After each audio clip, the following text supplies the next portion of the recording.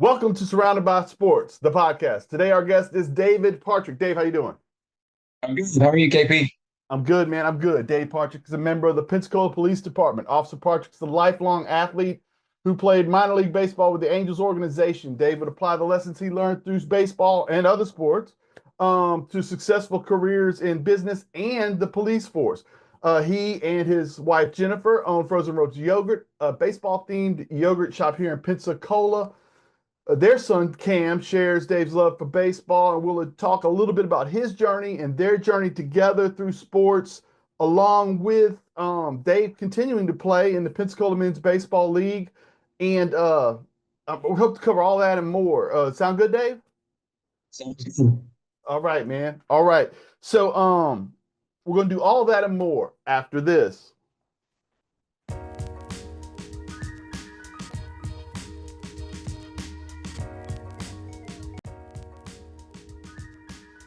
Welcome back.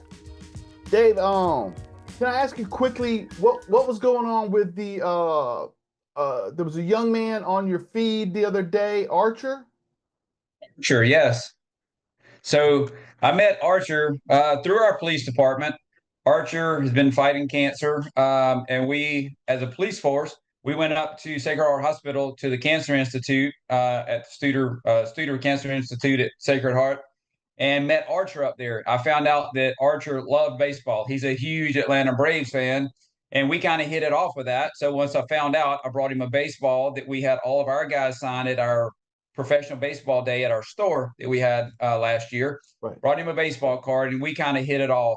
So that started kind of our relationship uh, back then. And then I was able to stop by and see him. I went to play in a World Series down in South Florida. He was at Shands. I stopped by, got to talk to him there, visit him, met his entire family. Tell you, these kids that fight cancer, people don't realize it's not just the kid that goes through it, it's the whole family. At the time, mom had told me this was the first time that they had all been together as a family in over a year, with his brothers, the husband and the wife, mom and dad.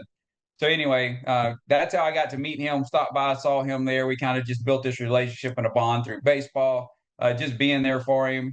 And then I was able to bring him back a football signed by Doug Flutie, who I play with in our men's league. We played in a tournament, and then was able to once this past couple weeks ago. He was here in town. I didn't know it at the time for the Rally Kids Rally on the Runway event for the kids with cancer, and he surprised me by stopping by the store. I just happened to be at the store after work one day, ran by real quick, was going back to an off duty job. And as I left, the store called and said, "Hey, there's a kid in here that wants to see you." It was Archer. He wanted to stop by to surprise me and see him there. So it's been really a cool experience to meet him, meet his family, and to see what some of these kids go through. Wow, man, it's tough too when you see a kid going through that battle, you know, It and to is see. very tough to see what they go through. Like I said, not just them, but what their family goes through.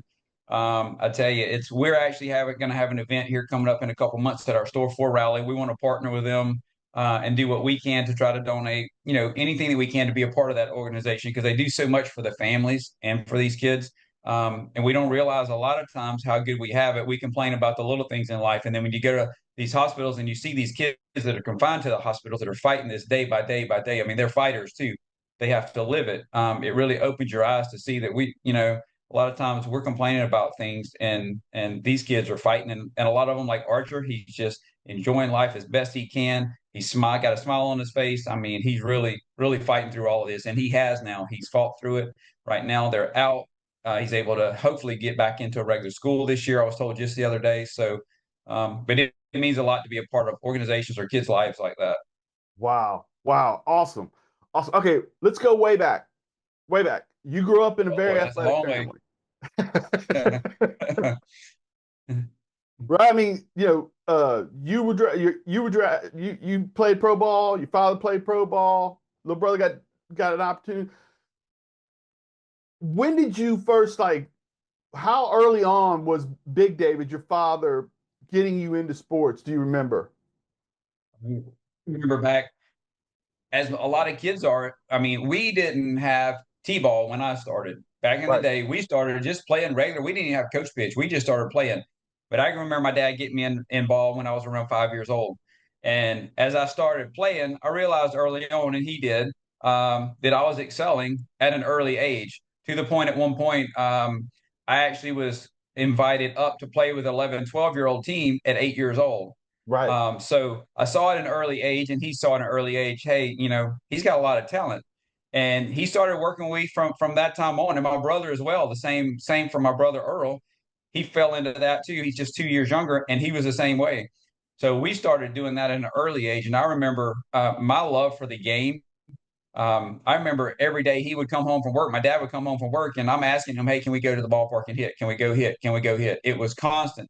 And I'm sure now looking back and seeing how I work and come home and will be tired, Cameron's done kind of the same thing with me through the years. And I see now that there was a lot of times he was probably tired, but we would end up at the ballpark. Me, him, and my brother, we was up there and he was throwing batting practice to us or doing whatever we needed to do. So at an early age, I love the game. And it wasn't just baseball at the time. It was football. We did basketball. We did it all. But for sure, baseball is where we fell into that. And he started pouring into us and teaching us the stuff that he learned because, as you mentioned earlier, he went through his career as a multi-sport athlete, an MVP style multi-sport athlete. I've talked to his friends that said, you don't understand how good your dad was at Right. all three, baseball, basketball, and football. Right. He was drafted by the Washington Senators out of high school, played for 2 years in the minor leagues with them. So he poured that back into us as we were young and growing up. Right. That's funny because, full disclosure, of course, you and I have known each other all our lives. And Yes. my dad thinks of you, my dad thinks of your father the same way I think of you, as being like really great, especially just in general, but as an athlete, your whole life, everything you tried to do, you were really good at. Whether well, you're naturally fast to begin with, but then all the other things you picked up on real quickly. You were strong, everything, and that's kind of neat that it played through the same way with your dad and my dad as it does with us. But even more neat is the fact that your love for baseball and Cam's love for baseball are very similar, right? And that you get to kind of replay those moments. So I love doing that with Cam growing up. My oldest, Wes, he played a little bit coming up as well. Did the T-ball and went up to little league, but we saw early that wasn't his thing, which was fine with me. He didn't have to. He was who he was, Yeah, and I explained him early. You don't have to do. You're not me. Let's do your thing. Well, then Cam comes on. Cam comes up. That was his thing. Cam loves sports. He loves baseball. I remember one day he was talking to me. He goes, "Dad, why did we pick the hardest sport in the world to love?" right. He's talking about, and I said, "You're right, Cam." I said, "We picked a sport that, as a hitter, probably one of the hardest things to do is to hit a baseball." Mhm. But Cam loves it. His drive, his work ethic is beyond anyone that I've ever seen. I mean, he loves the game. Honestly, he reminds me of your work ethic, Kev, when you were younger. And I remember that the days when I would call and ask you, "Hey, you want to go to the mall with us? You want to go somewhere?" And you would say, "Hold on, let me ask my dad." And then you're like, "Hey, I have to go take a round of BP in the cage before I can go." Cam has that work ethic that he wants to be good at what he does. And he's worked his way to where he's at now. Right, right. Well, first of all, thank you, and second of all, awesome. Now, as you obviously excelled. You wound up playing in the Angel organization. I remember, what was it, our sophomore year when we win state, right? You were I was JV, you varsity. Was you lit that whole Final Four on fire? The way you performed, you know what I mean? Like there was a buzz about you. The team was awesome. I mean, we had guys, that got drafted off of that team besides yourself. But the buzz about you was different because you kind of announced yourself on that stage and then you continued that progress until you got into the minors. Um, you when you get to the minors, like obviously we talked about how you excel, your father excelled, all that. You're one of the top two or three guys on your team your whole life, if you're not the best. When you get to the minors, everybody's kind of in that same scenario. Yes. That's one thing that you realize, especially coming out of high school. As you come up, a lot of guys that stand out or they're the all stars, or you see that growing up from little T-ball, little league up, and as you get older, sometimes that window kind of narrows. These guys start stepping up that maybe, some explode and get better as they get older. So once you go from high school or college to pro ball and you're drafted, you have now taken the all stars from every one of those teams and every one of those leagues, and now you've placed them all together. So you're not just the superstar anymore. You're just one of 25 guys on a roster, or how many you have, or in an organization, maybe 150 in, say the Angels organization. All these guys come to spring training and start playing, and you're like, wow, all these guys are good. So at that point, you're fighting for a position. It's not that you're just the superstar anymore. You've got a lot of guys that are really good there that are playing. So mentally, that's where a lot of this mentally, you have to prepare yourself for that. And a lot of times you're not ready for it. I mean, out of high school, I was 18 years old. And my first season, I fly across the country to Bend, Oregon, is where my first team was at, the Bend Bucks. And I've got guys that are, 4 years older than me that have, been to college, graduated from college. So that in itself too, I'm now with a bunch of guys that are a lot older than me, have a lot more experience than I do. And it's a little concerning at the time, except for the fact that the drive is there that, hey, I'm getting to live my dream and I'm going to put everything I can into this, and I'm going to make it. I'm as good as these guys are, and I'm going to prove to them that I can do this. But it's hard at times, especially when you're off, a young kid at 18. I've never been away from home, and I'm all the way across the country. You have those moments where you're homesick. You want to come home. I remember talking to friends back home. I'm like, man, I love playing, but I just want to go back home. I mean, there's a lot of that you fight in the minor leagues that people don't realize, and it's a business. And every day you're fighting for a position, and maybe you're struggling. And I mean, there's a lot that goes into that. So, but yeah, you're right. As you move up the ladder to that, once you're drafted, everybody's good. Right. You know. Right. Now your career ends and you don't go directly. The police department came later on.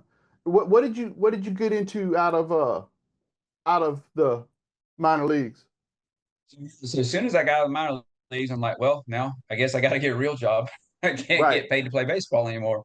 But early on, I actually had got in. I started selling insurance. I got in the insurance business and actually started selling insurance. And ironically, you think about it today, it would be crazy, but we used to go around to houses and collect insurance premiums.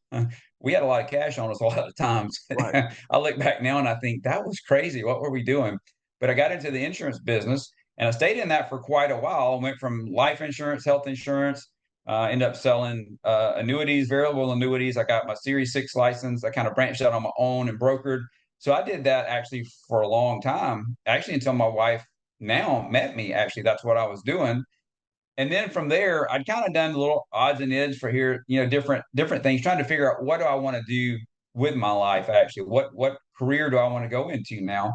And I had always said back in those days that law enforcement. I said, man, I said if law enforcement officers and police officers got paid what they were worth, I said I would do that, but they just don't pay these guys enough. I said they risk their life every day. They wear a bulletproof vest. They wear a gun. They have all this pressure on them. I said, and they're getting paid 30 something $1,000 a year to do that. I said, man, I would love to go out and be a part of the community, help my community. But man, for $30,000 or so at the time, probably back then, I'm like, they just don't get paid what they're worth. So I just pushed it off and I chased money for a while. Opened my own mobile home dealership, did that for a while. I was a general manager for Clayton Homes for a little while after I had my own dealership. They had asked me to come be a GM for them. So I did that. And we moved off to Ocala, knowing we would probably have to move. My wife left her job. She was out. I think she'd been there maybe 8 to 10 years. We moved to Ocala. I managed a store down there. It was a struggling store at the time. We made a lot of progress with the store, but ultimately at the end of the year, they decided to close the store. But they wanted to keep me on as a manager, so they transferred me to Tallahassee.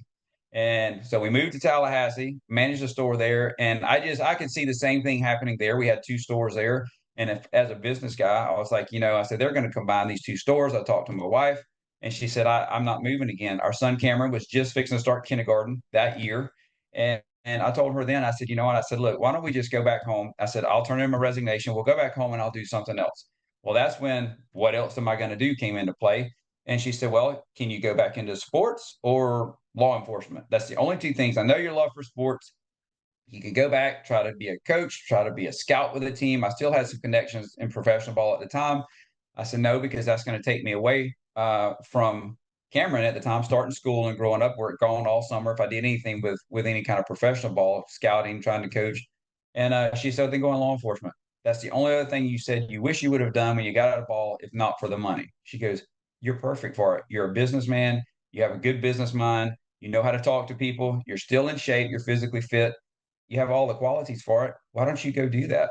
And I looked at her. I said, I would love to go do that if you're good with that. We're not going to make, the money we were making then. She said, don't worry about the money. God will provide the money for us. He'll provide. I said, as long as you're good with my safety. Her father, her dad was a law enforcement officer for a lot of years, so she understood the risks that come with it. I said, as long as you're okay with the risk, because I don't want you sitting at home worrying. She said, Dave, she goes, I don't know any day you walk out this door, what's going to happen to you. She said, God will protect you. If this is what he wants for your life, then he'll be there to protect you. And at that time, they had a police academy coming up. Within a couple months, I registered for the police academy, got accepted, turned my resignation in, went home, went through the academy, then got hired on with the Pensacola Police Department in August of 2011.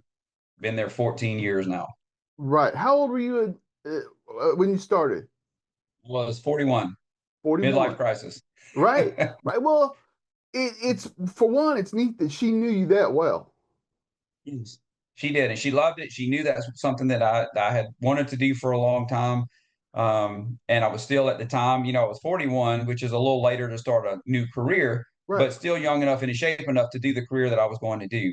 And from that moment on, I mean, as soon as I hired on, I knew I was like, you know what, this is what I want to do. I had all of these dreams of being in investigations, be a detective, a SWAT team, all of this stuff. And so that's exactly what I did. Within 2 years, I was on our SWAT team. I tried out, got on our SWAT team. I was on our SWAT team for 9 years. After 4 years on patrol, I decided I wanted to go to investigations and be an investigator. I did that for 4 years, which I loved. And then the last 5 years, I've been in our community outreach division, doing a lot of community outreach, a lot of events and stuff like that. So that's where I've been, and that's where I'm at. Well, actually, now they just transferred me to Washington High School here in Pensacola to be Right. a school resource officer temporarily, because one of ours is having a baby, so she can't, obviously, until she has the baby, she can't work there. So I'm helping out there right now. Right. Right. I've seen you there. So it's neat, right, to watch how the community involvement, especially that run Washington's girls went on this year, the amount of people that were showing up to games and getting involved, it reminded me of because you don't see that as much now as we once did in the community getting involved with sports programs. And we got to see firsthand kind of a resurgence of that with Washington. That was neat, huh? It is neat, for sure. It is neat. Yeah, right, right, And to right. go back Okay, to a school that used to, that used to be our rival back there, and then to be there and see these guys, it's really cool to go back and see that though. right, right, 100%. Yeah. So let's pivot quick. Frozen ropes. Well, no, let's don't. Real quickly, we'll get to frozen ropes in a second. Your your athleticism and the lessons you learned in baseball. I want to talk about how that helps you as a police officer, if you don't mind. Um, you were always a guy that was kind of like I say that when you go to a ballpark as the best player or a better player, the pressure's a little different. Knowing, having to be able to compartmentalize what's going on going is a little bit different than the guys that are going into to play a role.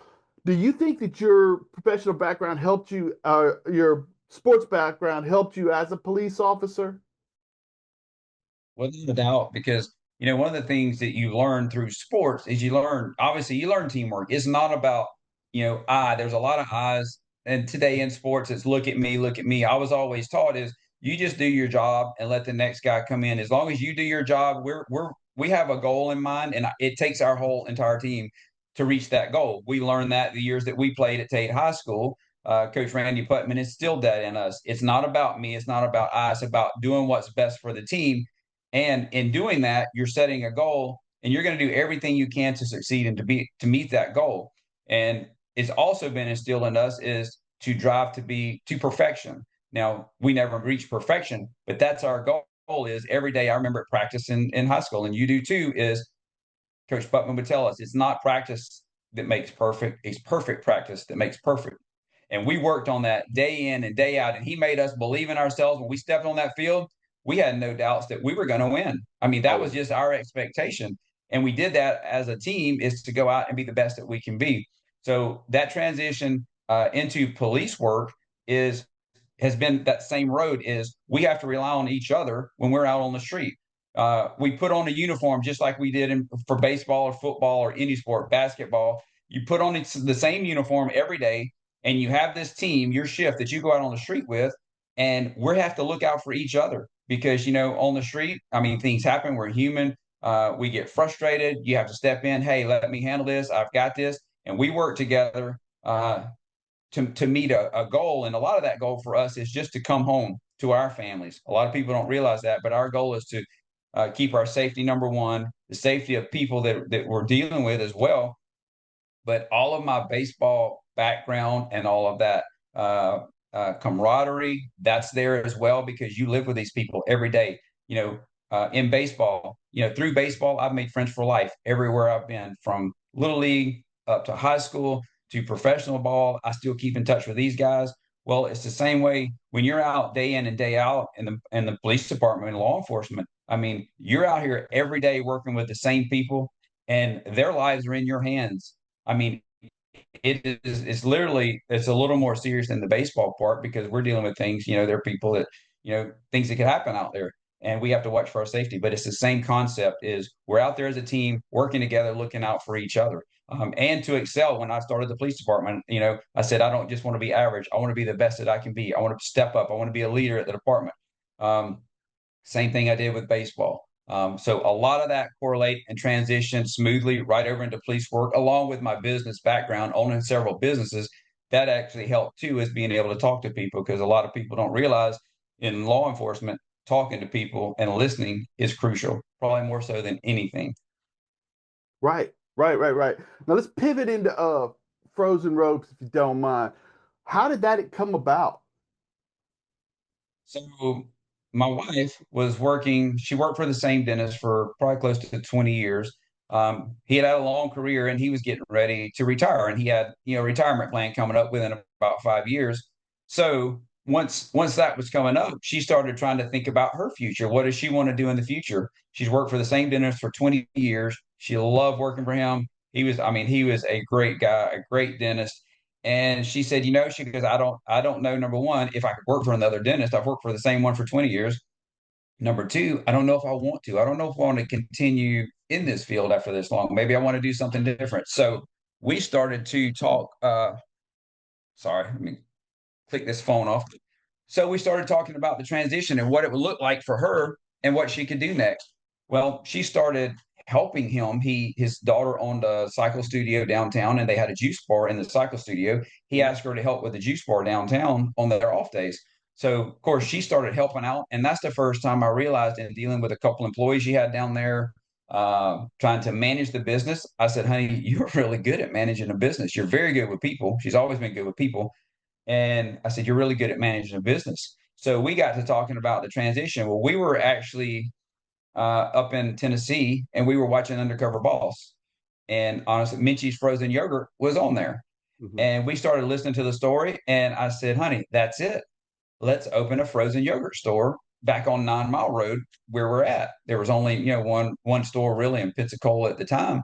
There's a couple outside in Pace or maybe Gulf Breeze, but I said we could put one right on 9 Mile Road. And she started talking about that. We're like, we love frozen yogurt. Who doesn't love frozen yogurt? So at the time we talked about that, and she goes, okay. She goes, that's a good idea. We can do that. I said, you could run the store. I have my job, but you'd be great at it. That'd be your job. You can run the store. So we went from that to now, well, what are we going to do with it? I said, why don't we baseball theme it?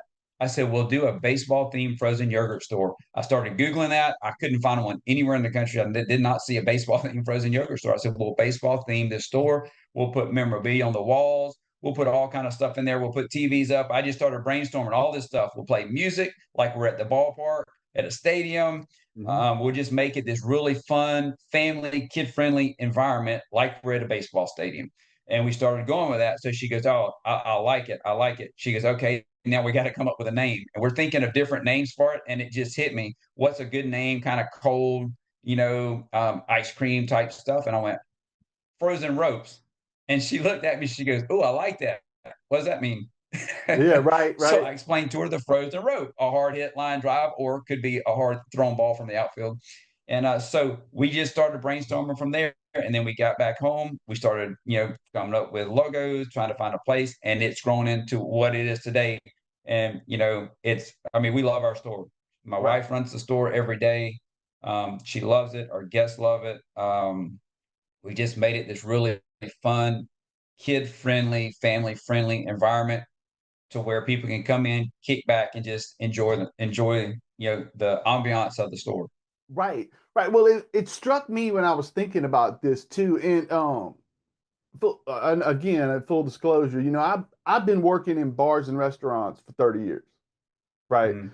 And so I don't hate, although I don't hate alcohol, but there aren't a ton of places in the world you can go right now that don't serve alcohol in some capacity, beer and wine license or something, right? And your place is a place that is free of any type of that in there in its environment. Not that there's anything wrong with going out and having a drink and have, but there aren't that many places. Like when we were growing up, there was the creamery, right? And after church, you go to the creamery and the kids would get ice cream, you get a Dagwood or whatever. But this is, I hate to use the word wholesome, but it feels like that, right? It is an environment you can go to where you don't have to worry about anything. It's a nice, clean, wonderful environment for families.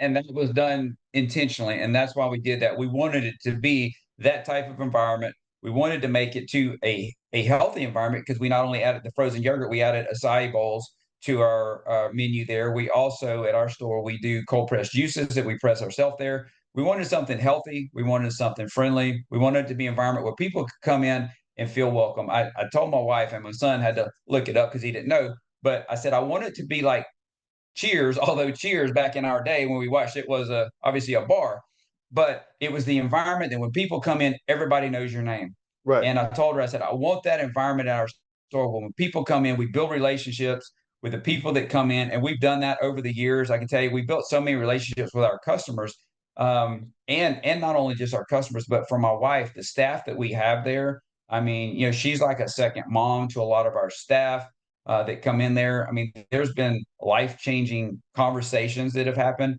Our customers that come in see that they know they feel comfortable no matter who they are. Um, they can come in. It doesn't matter what life you're living. It doesn't matter when you come into Frozen Ropes. You're going to feel welcomed. You're going to feel like part of the family, and that was done intentionally.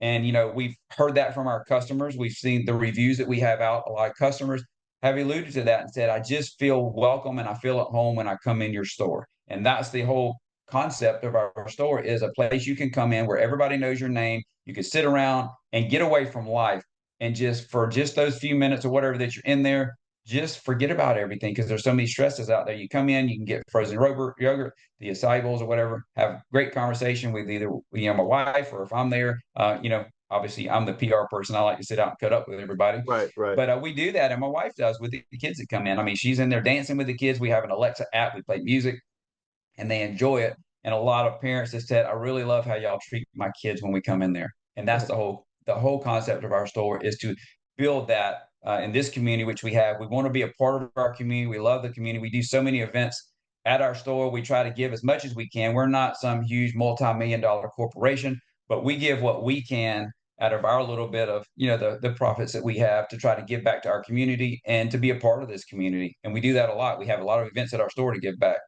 Right, right. You absolutely do. Like constantly. If you want to follow them on Facebook and all that, they are constantly doing things to get the community involved in, and that's how I got the gig with Ben House was coming to your pro baseball day. And I started doing the Georgia Florida baseball podcast with him, which kind of in a way led to what we're doing right now.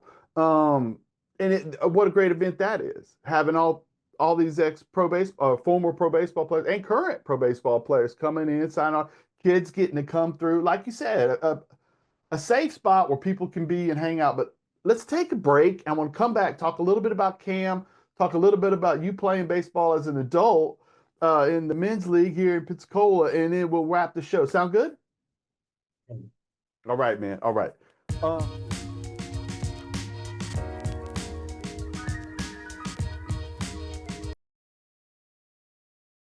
our, and we're back. Thank you very much for watching the show. This is Officer David Partrick. Um, so let's talk a little bit about Cam because his journey is different. Like you said, he was more like me, and baseball was athletics didn't come as naturally to him as it does to you. So he has had to work hard. He bounced around finding a place to play, and then he has another thing get in the way this year is he's had to have surgery again, like me. You know, I got scoped twice when we were in high school, right? But so just talk about Cam a little bit, and also I want to make sure you hit on the father son pro baseball day you got to do. Yeah, that's probably the coolest event I think I've done in my life there. So Cam has grown up in sports. He's been involved in it. He has a passion for it, and I can tell you, it's not just baseball. It's football as well for him. But growing up through it, he's always had this work ethic. When he starts to do something, he wants to be the best that he can be at it. He didn't have all the natural raw talent that me and my brother had or my dad had, but he had enough of that talent that he was going to have to work for it.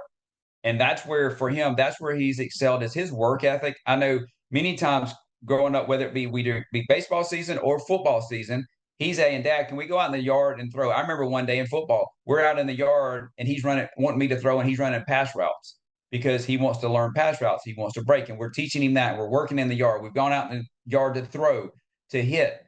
We've done all of this. And as he excelled and grew up and got into college and started, I mean, not college, into high school, that same work ethic came in. He had to work for it. He struggled with it. He'd have good days and bad days, which that's baseball, especially hitting. That was the part where he was up and down. He'd struggle with hitting, then he'd hit good, and it was just constant. But he would be in cages. He would ask me all the time to go throw to him, like me and my brother did to my dad.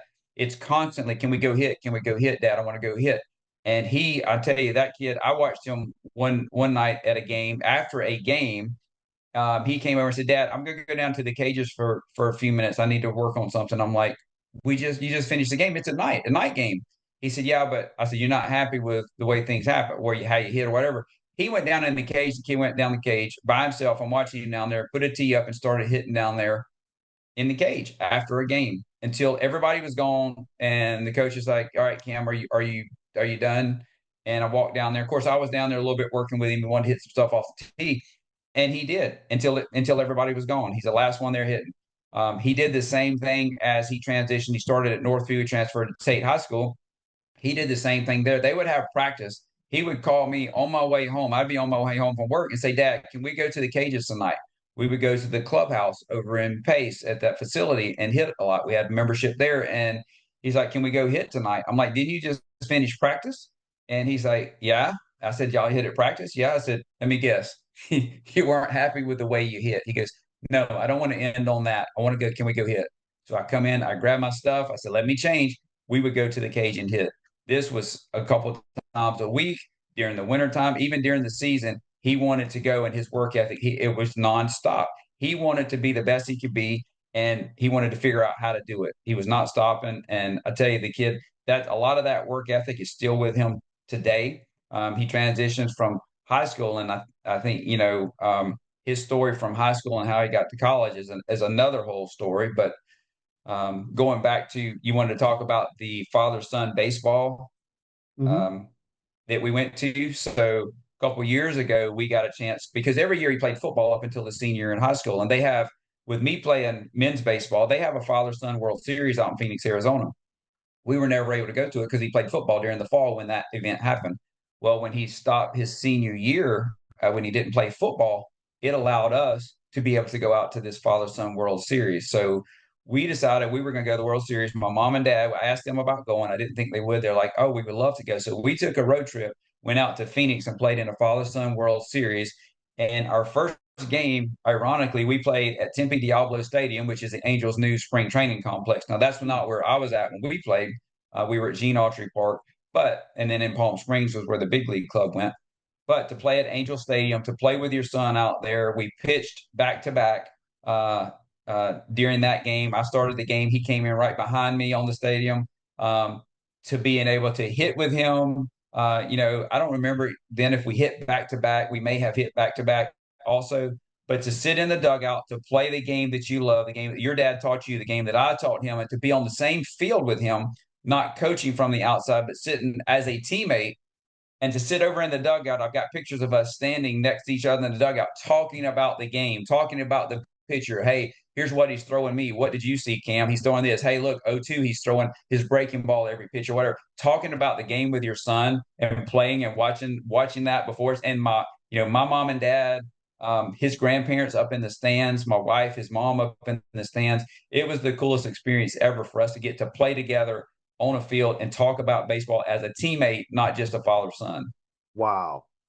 Wow, man. Um, and he's going to be playing at John Melvin next year, right? Yes, he is. So he's at John Melvin now. He had a high school. He ended up going to Shorter University. He got a scholarship to go to Shorter University. He redshirted his first year up there. Decided, he just felt like God was leading him away from there. Although he told me, I know I was supposed to be here for a year, Dad, but I just feel like he's leading me away, not knowing John Melvin was coming open. That's why this story really, God has done a lot in this kid's life outside of baseball. He's an outstanding kid. He looks out for others. He loves on others. He's just that kid that everybody looks to, and his life outside of baseball is even better than his life in baseball. I hate to brag on him, but it's the truth. It's, Right. not just because he's my kid. He is an awesome kid. Anyway, was leading him away from there. I said, look, just pray about it, Cam. If you feel a peace about it, then we'll do it. So he did that. He entered the portal, not knowing John Melvin Christian College was going to open a campus in Pensacola. So he does that. And at the time, then I tell him, I'm like, Cameron, you're not going to believe this. John Melvin Christian College is opening a campus in Pensacola. He goes, are you serious, Dad? I said, yeah. Well, John Melvin University, who has their first campus in Crawley, Louisiana, actually offered him his first baseball scholarship last year. Yeah. So we were familiar with John Melvin. Opted not to go there and went to Shorter. Well, then they were coming to Pensacola. So everything just lined up. They came in. Once he entered the portal, they offered him, a scholarship to go there if he wanted to go there. So that's where he's at now. He was so looking forward to playing this year since he redshirted last year. He loves his coach. He loves his team at Shorter. But he was excited now to get to come back here and play his first year of college baseball. Over the summer, he had a shoulder injury. He had some shoulder problems. He couldn't throw. It was hurting. This carried through the kind of the winter and the fall. Finally got seen at Andrews and found out that he has an impingement in his right shoulder, his throwing shoulder, because he plays the outfield and pitches. And he had an impingement. So he just had surgery about maybe 5 weeks ago now at Andrews. And they shaved away some of the bone to not pinch the tendon. Nothing, no damage in the shoulder, but just needed to get the bone shaved away where it wouldn't pinch it. So he just yesterday, the day before, actually now has started light soft tossing to start to build back up his shoulder and his arm to rehab it. So he's excited about staying. He's excited about getting to play again without his arm hurting. He's most excited about that because it's hurting for really off and on for 2 years now. And it's just got worse as the years went on to where he couldn't even throw this past year. So hopefully he's funny. He said, Dad, I'm going to be like a 30-year-old freshman in college. I That's the said, norm now. hey, that's it. I said, it's okay, buddy. I said, you're holding on to it. I said, you still live those dreams. I said, get your shoulder taken care of. I said, you're going to be back in. I said, because your work ethic's there. I know he's going to build his shoulder up. I said, you're gonna still be able to get ready for the fall or for next year. Right, right. Tell me about the men's league. So the men's league, 55 and still trying to play baseball. Right. So I love it. I've about 5 years ago, I got introduced back to the men's league at an event. I went to an award ceremony. As a police officer, we have to work these events. If they serve alcohol, they have to have an officer at one of our places downtown.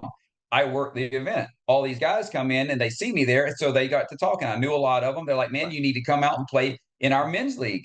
You need to come. We have a World Series every year, the Roy Hobbs World Series, which is down in South Florida in Fort Myers every year. You got to come play with us. I'm like, man, I haven't played baseball in 30 years. I played some softball, traveled over the years. And like, you got to come. You love it. Well, I didn't get a chance to do it that year. So they gave me a heads up the next year. They're like, hey, we're giving you a heads up. It's in October. We need you to come with us. I'm like, okay, we'll see if I can make it. So it got ready to come up, and I'm like, all right, you know what? I'll go. I said, but I can tell you, I said, I still haven't played in 30 years. They're like, just come down there. You'll enjoy it. We'll get you in the games, play whatever you want to do. So I did that. I went down there, and I'm telling you, from that day, man, I just fell back in love with baseball. We were playing at, stadiums like JetBlue Stadium, the Minnesota Twins facility down there as well as JetBlue. We played in a lot of the big league spring training complexes down there, and I loved it. Came back the following year, joined the men's league. Started back out playing, had to get arm in shape, had to get acclimated to a baseball being thrown at me, not a softball. And then from there, over the last, it's been going on 4 years. This is my fifth. It will be my fifth year, I think, this year now. I mean, I've just worked myself back into shape to playing, and I love playing every day. I'm still, God's kept me physically fit enough to still play. I mean, there's a lot of guys I know our age with injuries that can't play anymore. I've been blessed so far to still, be able to play at my age, and I'm going to continue to play as long as I can because I don't know how long my body will hold out at this age. I pitch, so I pitch all the time. So for the last 4 years, I've been pitching. So we'll see, but I love it. The camaraderie is still there. Our guys in the league, as well as I do, baseball just has this camaraderie and this brotherhood that you can't explain. Right. And it's for life. And that's what we have out there in this men's league as well. Well, baseball's the unique. There's so much time where you're sitting around talking. Like you're in the dugout. What are you doing? When you're traveling, what are you doing? It's such a neat game in that it challenges you, and then it gives you moments to think about the challenges. For sure. It does. And for our men's league, we have guys, we have all different levels out there. We've got several guys that have played some pro ball out there. We have guys that play college ball, high school ball. We have some that never played any of it. So there's a spot out there. We hold a draft every year. So you're going to be put on a team. We do it like a Major League Baseball draft, first round, second, third. And then you get put on a team and we all play together. We all build a camaraderie. We talk. There's younger kids out there that sometimes we're talking to about sports and ball. And, so it's great. I love the complex that we're at. The guys on our board have worked so hard over the years to make this a really nice field. We have that out there now. They work hard on this field to make it where it's not just doesn't just look like some beer league softball, Mm-hmm. tournament or game that you play out there. I mean, we got guys that are passionate about the game. They want the field to be nice. They want we've got batting cages up. We're now getting LED lighting out there. We just got a brand new scoreboard this year. I mean, we're putting a lot of money into the field and a lot of hard work, and with a lot of our guys on our board and the guys that play out there to make this a nice facility out there. This year, we're going to have our games are going to be televised on a YouTube channel. We got a YouTube channel coming up. We've got three different cameras out there, I believe, this year. We may even mic a few people up. We got to watch who we might mic up, but we're trying to make it a really fun environment where people can see what we're doing out there. Right, right. That is awesome. Hey, man, as we wrap this thing, first of all, thank you so much. Ben and I wanted to do this on the Georgia Florida Baseball Show, as you know, but the timing never worked out. And then as I was thinking about the concept of what I want with Surrounded by Sports and how, how sports and life intersect and how local sports can get you into the community. And then I look at a guy like you who not only gave the community something to cheer about, but you also have been involved in protecting and serving the community. And now you are trying to, with Frozen Ropes, give the community a place to go and feel at home.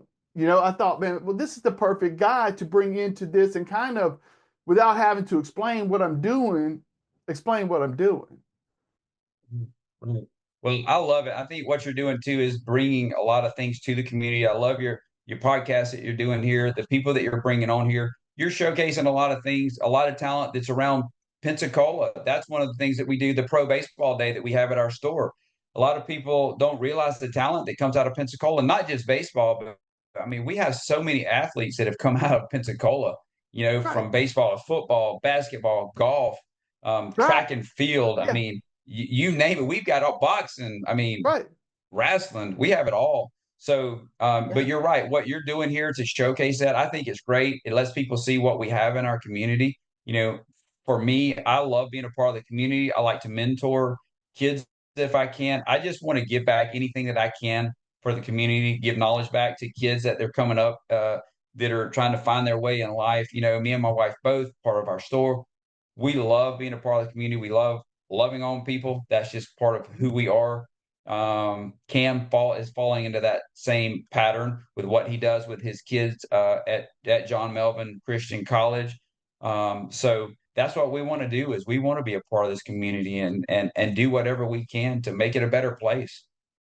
Thank you so much, Dave. I appreciate you. Folks, thank you for watching the show. This has been Surrounded by Sports, the podcast. That's David Partrick. As I know him, Hawk.